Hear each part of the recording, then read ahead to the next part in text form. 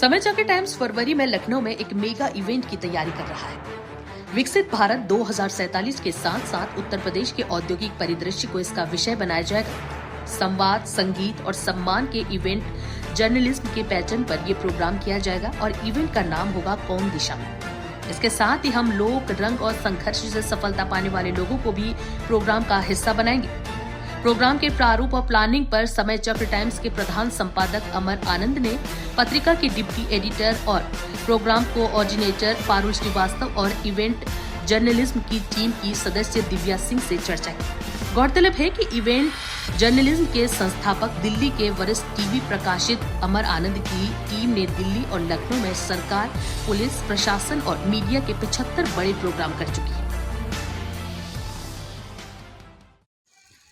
नमस्कार, मैं हूं अमर आनंद और मेरे हाथ में है समय चक्र टाइम्स। इसमें जो कवर पेज है वो लिखा हुआ योगी राज 2 और जब आप बैक पेज पे जाएंगे तो यहाँ भी योगी जी शुभकामनाएं दे रहे हैं मकर संक्रांति की। समय बदल रहा है और समय चक्र भी आगे बढ़ रहा है। हमारे हाथ में समय चक्र टाइम्स है।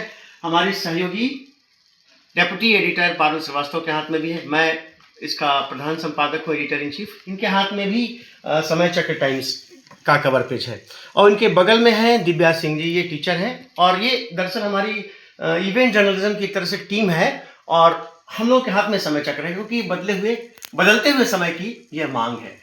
हाँ, अब है कि हमारा देश इस समय एक संक्रांति है। आज संक्रांति के बाद बहुत सारे परिवर्तन होते हैं, बहुत सारा चक्र बदल जाता है, बहुत सारी पॉजिटिव चीज़ें होती हैं।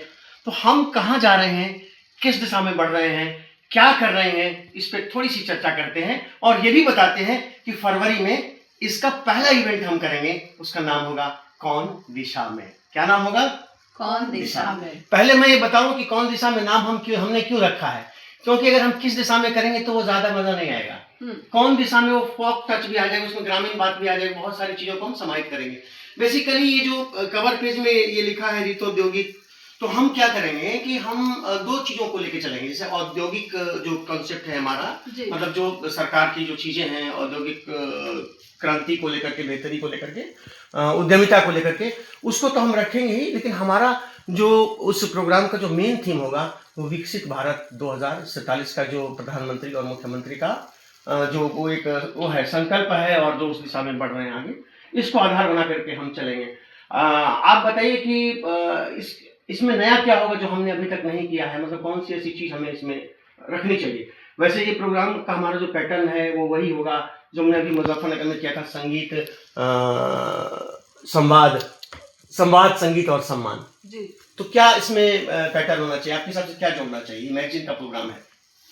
मैगजीन अभी तक तो हम लोग जैसे केवल इवेंट ही करते आ रहे हैं। हाँ, केवल संगीत का। जी जी। अब मैगजीन का है तो इसका दायरा भी बड़ा होना चाहिए। जी जी जी जी। और इसमें क्या बोलते हैं, बहुत सारी चीजें हमें ऐड करने की जरूरत है। जी जी जी। इवेंट के साथ साथ संवाद का अलग अलग सब्जेक्ट विषय पर अलग, स्वास्थ्य, शिक्षा हो गया, स्वास्थ्य हो गया, आपका संस्कृति का भी हो गया, आपका देश और परिस्थितियां जो उनके हिसाब से जो चीजें होंगी उन्हें ऐड ऑन करना होगा। आप दिव्या जी, अब मैंने देखा कि हम लोग जो है पिछले 3 सालों से, बल्कि चौथा साल हो गया, 3.5 साल से, तो 4 प्रोग्राम में आप रही हैं। एक तो जो हमने सरकार का वहाँ किया था अभियान तिरंगा 1500-1600 ऑडियंस में, उसमें आपने अच्छा संभाला था और उसके ठीक बाद, बल्कि उससे पहले का था वो जो मुख्यमंत्री का प्रोग्राम काकोरी में हुआ था, अभी मान तिरंगा है, उसको भी आपने संभाला। फिर आपने पुलिस RTC के जवानों के साथ पुलिस लाइन में किया और अभी हमने एक स्कूल में किया था, उसमें चुनाव के पहले भारत तुम ही हो कल के लोकतंत्र गाना आपने अच्छा गाया था। तो उसमें जो चीज़ें थी वो उससे अलग कैसे होना चाहिए, उसमें क्या हम जोड़े, इसमें ये आपसे जानना है। जी, मेरा मानना है कि हम लोगों को हर एक प्रोग्राम में महिलाओं और बच्चों को प्रमुखता देनी चाहिए। जी जी। क्योंकि हमारा समाज जो है महिलाओं और बच्चों पे निर्भर कर रहा है बेसिकली। तो अगर जो महिलाएं जो हाशिए पे हैं, जिन्हें विकास करने का कोई मौका नहीं मिल रहा है, अगर आप उन महिलाओं को साथ लेकर चलते हैं तो हमारा प्रोग्राम और भी अच्छा हो सकता है। जी। और क्योंकि बच्चे हमारे कल के भाई भविष्य हैं, तो उन पे भी आधारित प्रोग्राम हम लोगों को ज़्यादा से ज़्यादा करनी चाहिए। जी जी जी। मेरा जहाँ तक मत है, मुझे लगता है कि जैसे हम इसमें जो गांवों में, छोटे शहरों में जो लोग हैं उनको हम जोड़ते हुए चलें और संघर्ष से सफलता की तरफ बढ़ते हुए लोगों पर हम ज़्यादा जोर दें तो ये हमारे लिए ज़्यादा बेहतर होगा। लेकिन हमें बढ़ते बच्चों पे भी बहुत प्रमुखता से गौर करना पड़ेगा। मुझे ये जानना है, अभी हम जब बातचीत करते हैं तो अक्सर समझ देखिए 3 वर्ग होते हैं, तो कमाता है वो पुरुष होता है, एक घर में बैठी या काम करती हुई महिला, दोनों या दोनों में से एक का होता है, एक बच्चे। तो मुझे ये समझाइए कि अगर महिला और बच्चों पे हम काम करें तो किस तरीके से पुरुषों को उसे राहत मिलेगी?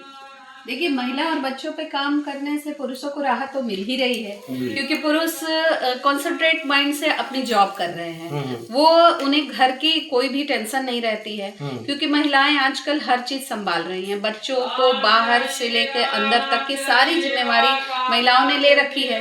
तो अब पुरुष वर्ग को ये फायदा मिल रहा है कि वो अपने काम में एकदम तल्लीनता से अपना बेस्ट देने की कोशिश कर रहे हैं। पुरुष, उन्हें बिल्कुल टेंशन नहीं है कि घर में बच्चे हमारे कैसे हैं, घर में साग भाजी आई कि नहीं, सारा कुछ महिलाएं संभाल रही हैं। तो पुरुषों को तो मेरे हिसाब से बहुत, मतलब महिलाओं के आगे आने से पुरुषों को बहुत ज्यादा ही लाभ इस समय में हो रहा है। बशर्ते कि वो ये महसूस न करें कि वो ज्यादा आगे निकल जाएंगे तो हम पीछे हो जाएंगे। ऐसा भी होता है कई दफा। हाँ, कई दफा होता है, लेकिन आजकल तालमेल भी बहुत अच्छे तरीके से पुरुष और महिलाएं साथ साथ होके अपनी गृहस्थी और हर चीज में पार्टिसिपेशन जो है पुरुष महिलाओं का बराबर हो रहा है। तो मुझे नहीं लगता है कि ऐसी सोच पुरुषों में अब आ रही है। नहीं, समझदार पुरुष भी हैं, ऐसी बात नहीं, बहुत सारे समझदार पुरुष भी हैं, कुछ लोग जो इसको अच्छी तरह समझते हैं। एक सवाल मेरा आपसे था पारुल जी की, जो टीम भावना में क्या हमको देखना पड़ेगा, किन चीज़ों का ख्याल रखें? जैसे बहुत सारे जो हम अलग अलग प्रकृति के लोग होते हैं, अलग अलग उसके होते हैं, तो हम कैसे टीम को अपना